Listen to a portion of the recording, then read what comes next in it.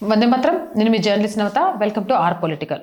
తిరున్వేలేలి జిల్లాలోని సిద్దిమల్ల గ్రామంలో ఉన్న వినాయక ఆలయాన్ని ఇటీవల అధికారులు కూల్చివేశారు. భక్తులు నిత్యం పూజలు నిర్వహించే ఈ ఆలయాన్ని తొలగించడం పట్ల స్థానికులు తీవ్ర నిరసన వ్యక్తం చేశారు. త్యాగరాజనగర్లోని వినాయక ఆలయాన్ని ఎటువంటి ముందస్తు సమాచారం లేకుండా బుల్డోజర్లతో కూల్చివేశారు. ఇది కోర్టు ఆదేశాల మేరకు జరిగిన చర్య అని అధికారులు చెబుతుండగా, భక్తులు మాత్రం ఇది తమ మనోభావాలను దెబ్బతీయడమేనని ఆవేదన వ్యక్తం చేస్తున్నారు.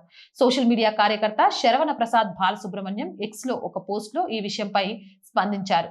నెల్లా వన్నారపెట్టే భరణీనగర్ సరైన అనుమతి లేకుండా ఒక మసీదు నిర్మిస్తున్నారు.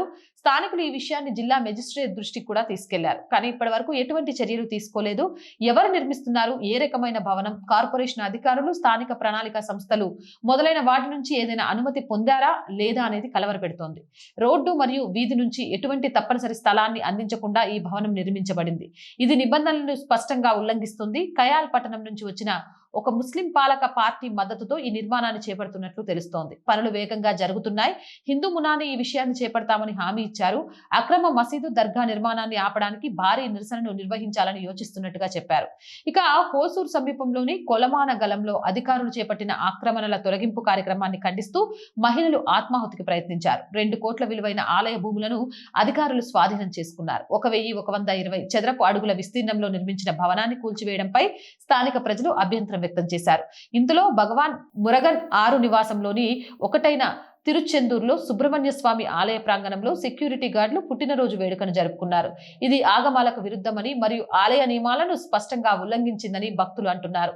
వేలాది మంది భక్తులు ప్రతిరోజు సందర్శించే ఆలయ పవిత్రతను ఇది దెబ్బతీసిందని హిందూ మునాని పేర్కొంది. ఆలయ నిర్వహణతో కుదుర్చుకున్న ఒప్పందంలోని నిబంధనలను ఉల్లంఘించిన ప్రైవేట్ సెక్యూరిటీ సంస్థకు ఇచ్చిన ఒప్పందాన్ని రద్దు చేయాలని, ఇది గతంలో కూడా పెరుమాల్పురం కాలనీలోని వరసిద్ధి వినాయక ఆలయాన్ని కూల్చివేసినప్పుడు స్థానికులు రాత్రంతా ఆందోళన చేపట్టారు. దీంతో అధికారులు విగ్రహాన్ని తిరిగి అప్పగించిన భక్తులు అదే శిథిలాల మధ్య పూజలు నిర్వహించారు. ఈ వరుస ఘటనలపై హిందూ మునాని ఇతర సంఘాలు మండిపడుతున్నాయి. డిఎంకే ప్రభుత్వ అధికారంలోకి వచ్చినప్పటి నుంచి వందలాది హిందూ దేవాలయాలను లక్ష్యంగా చేసుకుని కూల్చివేస్తుందని ఆరోపిస్తున్నారు. కానీ ప్రభుత్వం, పురపాలక అధికారులు ఈ చర్యలను ఆక్రమణల తొలగింపులో భాగంగా లేదా కోర్టు ఆదేశాల అమలులో భాగంగా సమర్థించుకుంటున్నారు. మరి దీనిపై మీ అభిప్రాయం కామెంట్ సెక్షన్ లో పెట్టండి. అండ్ వీడియో చూస్తున్న ప్రతి ఒక్కరికి రోజు చెప్పేదండి, R group of channels, R voice, R political, R Sanskriti, 3 మన ఛానల్సే.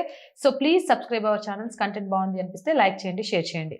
అండ్ ఆర్థికంగా మీరు చేసే ₹1 సహాయం కూడా ఈరోజు ఆర్ వాయిస్ కి చాలా చాలా అవసరం. ఆర్థికంగా సపోర్ట్ చేయాలి అని అంటే సబ్స్క్రిప్షన్ పక్కనే జాయిన్ అనే బటన్ ఉంది. 1 to 5 లెవెల్స్ ఉన్నాయి. ఏదో ఒక లెవెల్లో సపోర్ట్ చేయండి. లేదా స్క్రీన్ మీద గూగుల్ పే, ఫోన్ పేతో పాటు అకౌంట్ డీటెయిల్స్ ఉన్నాయి. మీకు తోచిన సహాయాన్ని అందించవచ్చు. వ్యాపార ప్రకటనల కోసం 8328 500 576 నెంబర్ని సంప్రదించండి. జై హింద్, జై భారత్.